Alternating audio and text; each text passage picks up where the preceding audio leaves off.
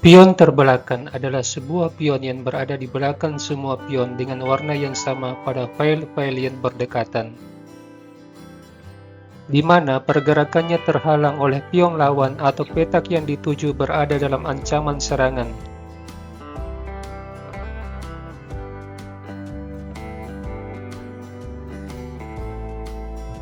Seorang pemain melakukan berbagai cara mengatasi pion terbelakang, seperti berusaha menukarnya, atau jika ada kesempatan memajukan pion tersebut. Bagaimana kita memanfaatkan pion terbelakang? Bagi Anda yang mendapat keuntungan ketika berhadapan dengan pemain yang memiliki pion terbelakang, disarankan untuk mengeksploitasi kelemahan dengan cara mencegah pion tersebut maju dengan cara menekan pion dengan perwira. Diagram berikut terjadi pada tahun 1946 antara Vasily Smyslov versus Arnold Denker. Seperti yang terlihat, pion D6 adalah pion terbelakang dan menjadi masalah bagi hitam.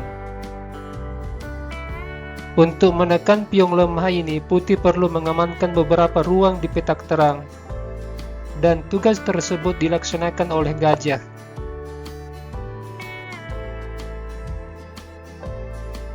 Dengan pertukaran gajah terang, hitam kehilangan harapan untuk melakukan serangan balik. Putih akan menyusun bentengnya di jalur D dengan benteng D3 dan benteng D1. Petak D3 dan petak D1 adalah petak terang.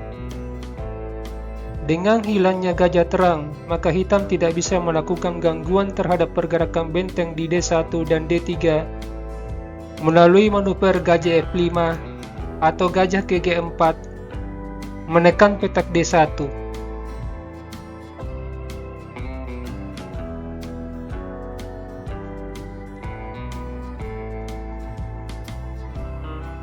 Hitam merespon Raja H7. Salah satu kelebihan dari Smyslov adalah kemampuannya dalam endgame. Dia sangat ahli dalam mengatur buahnya. Di sini dia melihat bahwa gajah terang mesti ditukar. Dia memanfaatkan kelemahan-kelemahan hitam atas kontrol petak terang.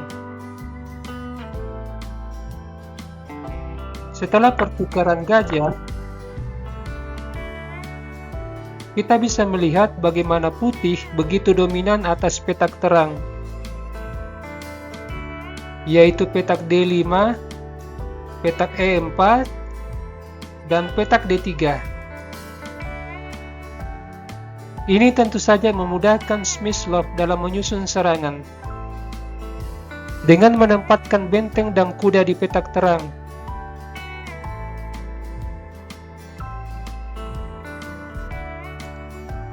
dia melangkah benteng D3, hitam benteng C7, dan Smyslov menambah tekanan terhadap pion lemah dengan menyusun benteng F7, kuda E4, gajah F8, benteng D5, benteng dan kuda berada di petak terang, dan ini sangat strategis menutup pergerakan pion. Dengan demikian, maka gajah terbatas aktivitasnya.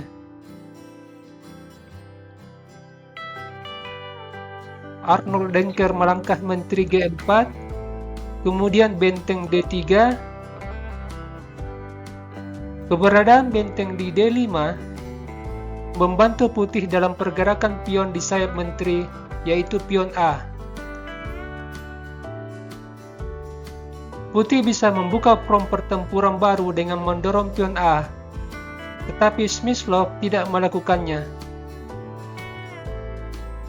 Setelah hitam melangkah gajah E7, dia langsung memukul pion dengan kuda.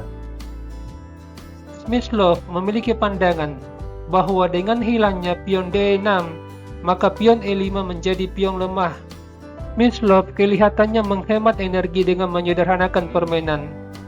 Dia tentu saja yakin bahwa dia akan memenangkan permainan.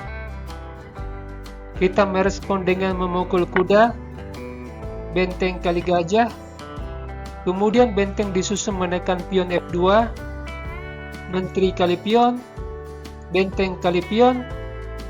Tentu saja putih harus melakukan skak dengan benteng, ancaman skak mat di G8, memaksa hitam menutup dengan benteng, pertukaran benteng.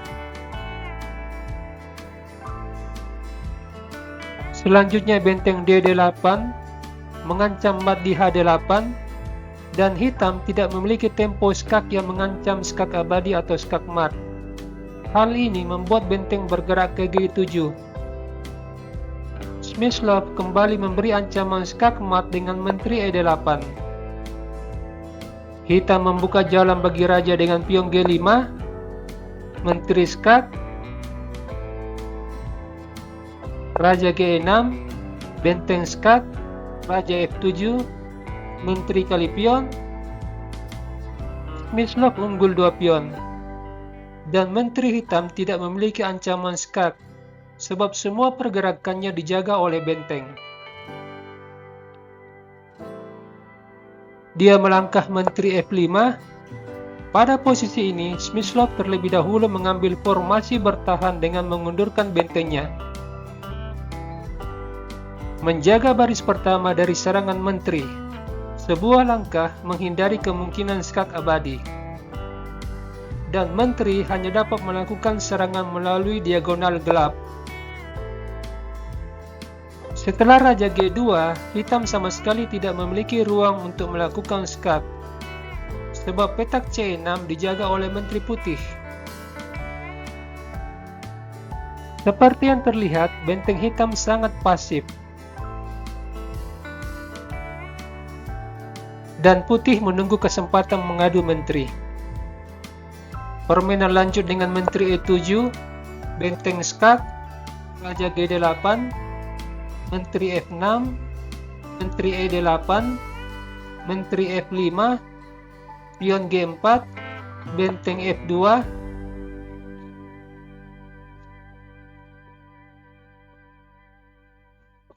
menteri E7, menteri D3, benteng G5, benteng menyerang menteri, menteri F8, menteri E4, benteng G7, menteri skak, menteri F7, benteng E6, dan hitam menyerah. Sebab selain kalah 2 pion, dia juga tidak memiliki langkah yang bisa menyelamatkan dirinya dari kekalahan.